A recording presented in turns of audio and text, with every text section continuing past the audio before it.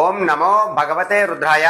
ఎవరి మీదైనా సరే చేతబడి లేదా దుష్టగ్రహ ప్రభావము ఏవైనా ప్రయోగాలు జరిగాయి అని ఒక సందేహంలో ఉన్నప్పుడు వారు ఇప్పుడు నేను చెప్పబోయేటటువంటి ఈ పరిహారాన్ని ప్రతి వారానికి ఒక్కసారి ఇలా చేసినట్లయితే మటుకు మీకున్నటువంటి ఆ చేతబడి ప్రయోగాలు కానీ ఏదైనా దుష్ట ప్రభావాలు కానీ అవన్నీ కూడా తగ్గేటటువంటి అవకాశాలు చాలా ఎక్కువగా ఉంటాయి.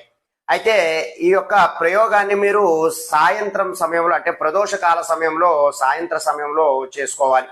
దీనికి మీరు ఒక మిరపకాయను అలాగే నల్ల ఆవాలను అలాగే కొద్దిపాటి ఉప్పును కూడా తీసుకుని ఎవరి మీదైతే చేతబడి జరిగింది అని మీరు ఒక అపోహలో లేదా ఒక కన్ఫర్మేషన్ లో ఉన్నారో వారి చుట్టూ ఒక 7 సార్లు ఈ ద్రవ్యాలను పట్టుకుని తిప్పుతూ ఉండాలి క్లాక్ వైజ్ డైరెక్షన్ లో.